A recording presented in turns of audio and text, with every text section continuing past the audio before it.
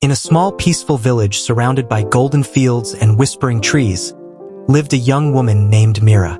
She was known for her kindness and soft heart, always helping others even when she had little herself. Her days began before sunrise, lighting a clay lamp in front of her small home and praying quietly before heading to the fields. But deep inside Mira carried a pain that no one could see. Years ago, her younger brother Arjun had left home after a terrible fight. Words were said in anger, harsh, hurtful words that built an invisible wall between them. Since that day, she hadn't seen him. He had disappeared into the city, and no letter ever came. Every night she prayed for his safety, but pride stopped her from searching for him. Life went on, but that emptiness in her heart never left. One rainy afternoon, Mira sat near her window, watching the storm roll over the fields. The rain hit the roof hard, and the wind howled through the trees. Suddenly, she saw someone walking toward her house. A stranger struggling against the storm, holding something in his arms.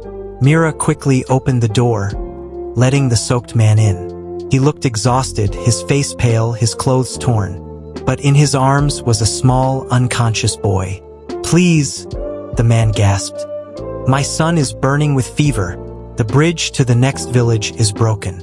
You're the only house nearby. Please help him." Without hesitation, Mira laid the child on her bed, wrapped him in blankets, and started heating water. She ground herbs, whispered prayers, and stayed by the boy's side through the night. The man sat silently, watching her every move. Hours passed. The rain stopped.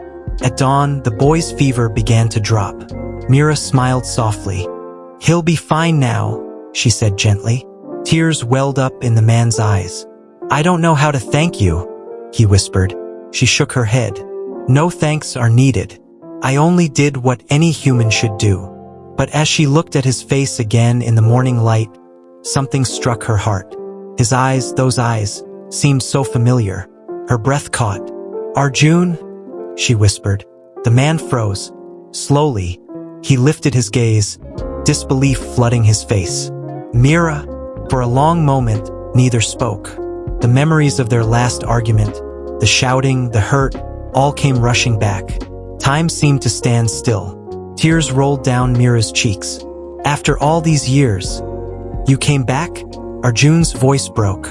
"I didn't mean to leave, Mira. I was angry and foolish. I thought I could build a better life, but I failed. I lost everything.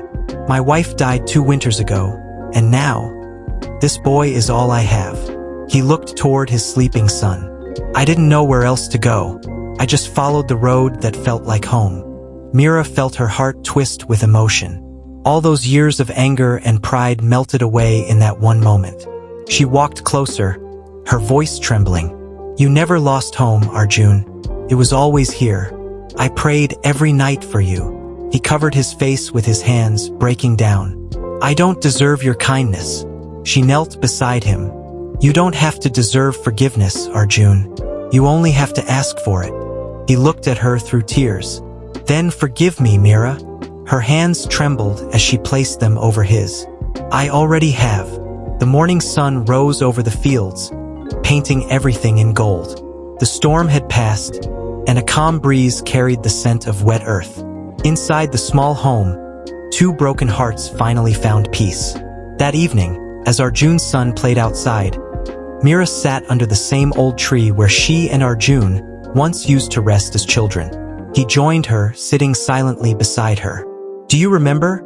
she asked softly. "How Father used to tell us that forgiveness is the greatest gift we can give?" Arjun nodded. "I never understood it until today."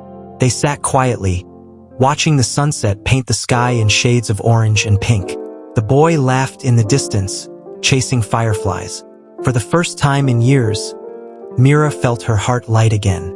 Days turned into weeks, and slowly Arjun rebuilt his life. He worked in the fields with Mira, planted crops, and taught his son the same lessons they had learned from their parents. The small house that once echoed with silence now filled with laughter and love again. One evening, Mira wrote in her small diary, "When anger fades and forgiveness blooms, hearts that were once broken can learn to love again. I lost my brother to pride, but found him again through compassion. Months later, people in the village began to notice how peaceful Mira's home had become. They would often see the siblings working side by side, smiling and talking like they never had before. The story of Mira and Arjun spread through the village like a gentle breeze.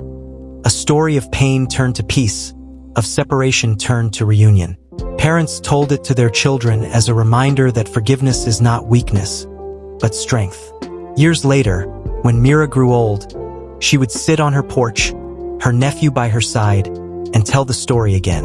And every time she reached the part where Arjun came back, her eyes would shine with tears of gratitude. She would say softly, "Remember this, child. Anger can break families, but forgiveness can rebuild them. When you forgive, you don't just heal others, you heal yourself too." And as the stars began to appear one by one, she would close her eyes, whispering a silent prayer of thanks for the day her brother returned, for the storm that brought him back, and for the gift of forgiveness that healed two hearts forever.